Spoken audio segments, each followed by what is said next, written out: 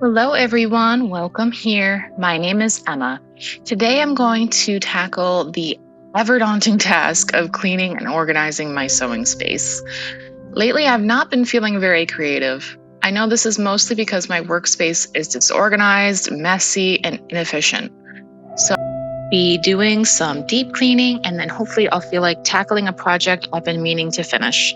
The Fabric Store's free pattern, crisp linen pants. It looks perfect, and I'm very excited to finish it.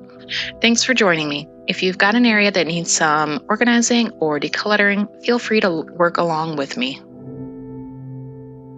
I have gone through my cabinets and pulled out fabrics I am uninspired by. They'll be donated, and hopefully, somebody else will be as excited to find them as I am about having more space.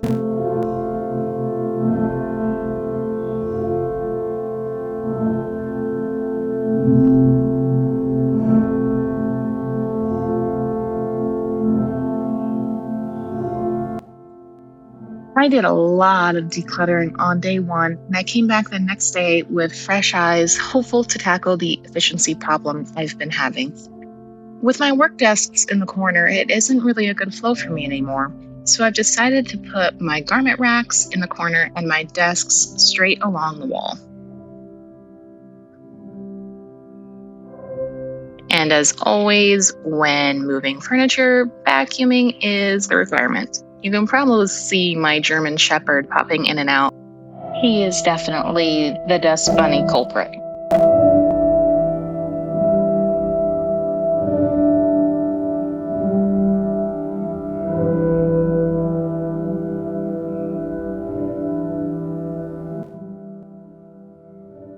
Here, I'm trying to figure out why it's still not quite right and deciding to switch the desks around a little bit more, trying them in the other direction.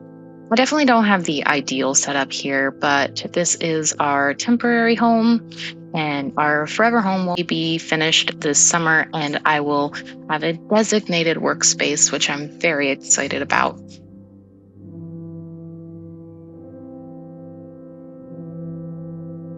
There are so many wires to try and organize. So for now, I'm just securing them to my desk frame with masking tape. It's temporary, but I don't want to commit to a permanent solution right now, as I'm not even sure these are the desks that I will be using in our new home.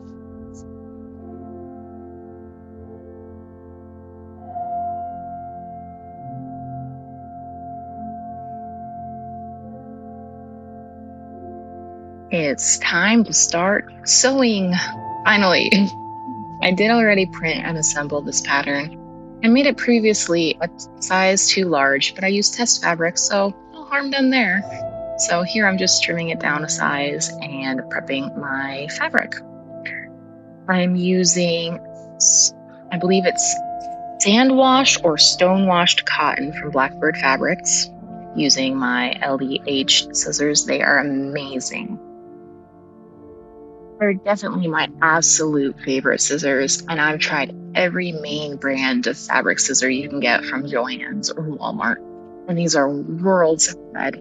And they're not even honestly more expensive than what you can find at Joann's. I'll definitely leave them linked below. I'm using these rocks as pattern weights that my son grabbed for me from the river last time we went fishing. And you might have seen me place some masking tape on the fabric. And just do that to make sure that I mark which sides are the right sides, because when you're assembling patterns and sewing, you want to be aware of which side is the right side, because you'll often have to sew right sides together. Making sure that you're paying attention to the right sides of the fabrics and cutting alongside the correct grain line that the pattern piece calls for will really play a big role in making sure that you get a cohesive finished project that you're happy with. So now we are just getting ready to start the actual sewing. Here I am serging around the curved edges of all 4 pocket pieces, and then I'll be attaching them to the pants. I'm going 2 inches down from the top of the waistband to the top of the pocket, matching right side seam.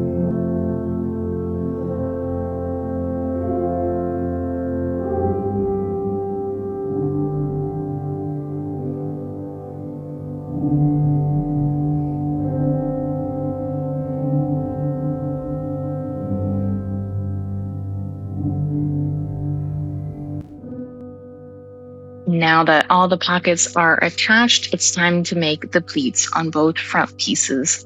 I made the pleats about 1 inch deep. You'll want to make sure that they're mirrored on both sides. Now it's time to assemble the legs. You'll do this by attaching the front and the back pieces together, pinning around the outer edge of the pocket, so that way you don't accidentally sew the pocket shut. Once you've done that, you'll pin and sew the inseam of the pant leg and serge all your edges, so that way you have a fully assembled leg.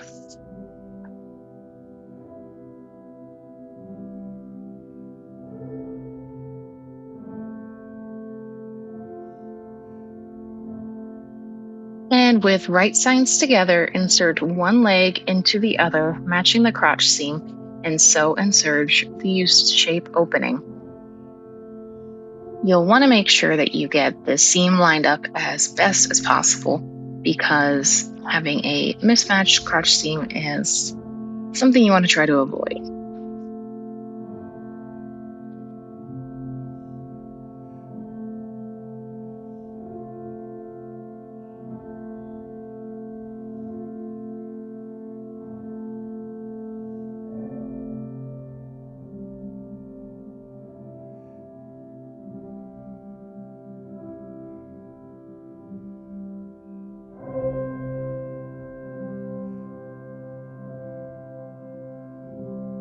I'm ironing the waistband prior to applying on the iron-on mid-weight interfacing.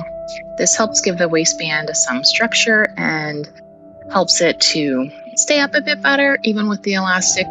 The interfacing helps to make it so when you put your phone in your pants pocket, it doesn't pull your pants down. So definitely, I have found it to be important.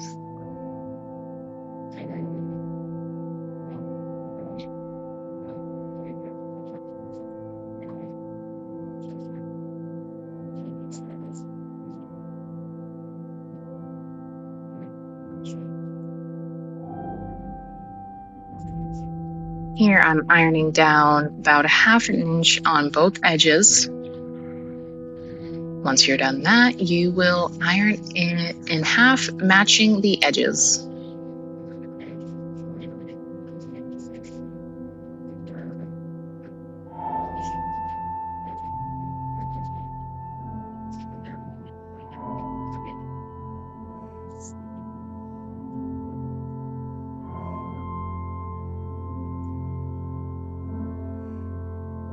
Now you're going to attach it right sides together to the waist of the pants. You'll want to open up the top edge that you ironed down, and you're going to pin and sew in the fold you made from the iron.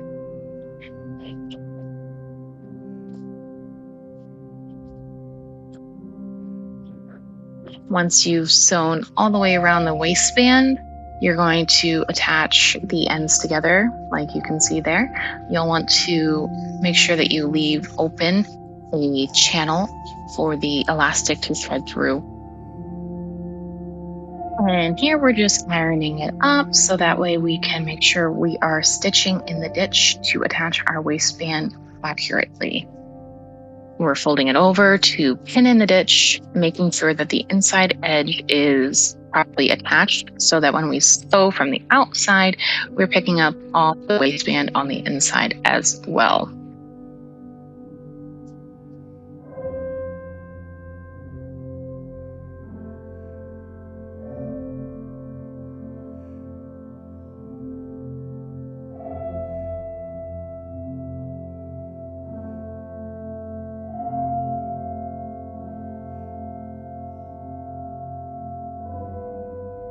Here I'm using my elastic to measure and mark with pins the size channels that I need to sew all the way around. You'll sew 2 seams, which will make 3 channels.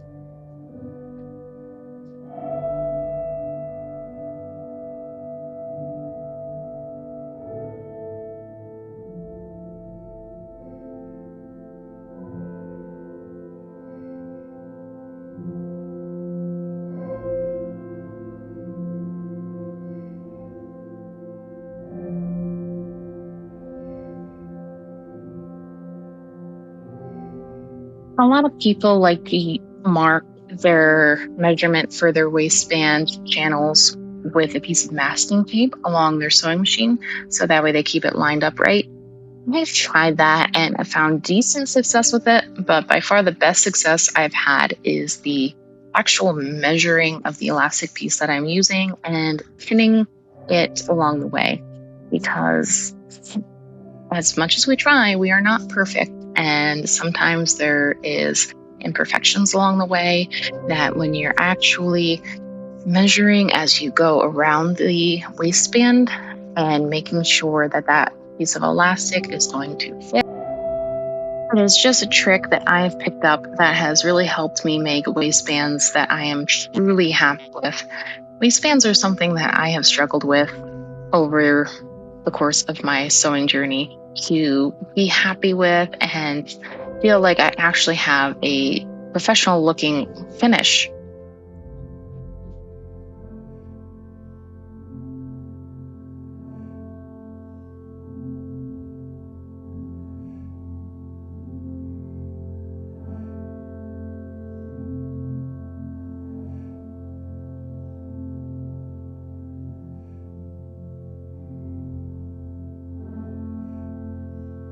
Time to feed the elastic through. The end is in sight. I'm using my bodkin to clamp down on the end of the elastic and feed it through. You can use a safety pin too. That works totally fine. I just find that my bodkin helps me to be able to finesse it a little bit easier. There's nothing wrong with a safety pin though, I promise. And there's definitely a fair bit of fighting with a heavier weight fabric and interfacing to get the elastic through a closely sewn channel and get everything spaced out properly. As you feed it through, you'll have to do some readjusting of the gathers to make sure you're getting the right spacing. Because one thing I have found is you want to make sure that before you sew the channel closed, that you have made sure that both sides are even. Because you can accidentally end up with mismatched front and back seams because one side is more closely gathered than the other side. And you want to make sure to try to avoid that. Now that you're done feeding your elastic through, you sew and snip off the extra elastic. First, you want to make sure you have tried it on and get the proper fit. Very easy to customize. Pin down and sew the channel closed.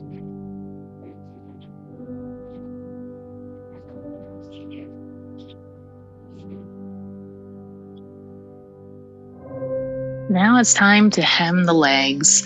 You want to try them on and place a marker where you want them to fall. You may want to wear shoes depending on how you plan to wear your pants. I lengthened mine to make them full length, so I definitely tried them on with shoes and made sure I placed a marker that I was happy with.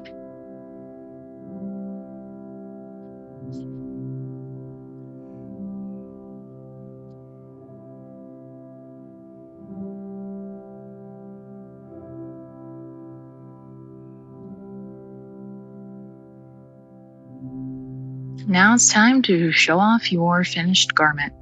These pants are perfect. They're everything I was hoping they'd be. The only changes I made from the original pattern were that I sized down another size than what the pattern suggested, and I extended the leg to be full length and not cropped. I absolutely recommend this free pattern from the fabric store. I'll be sure to link it below.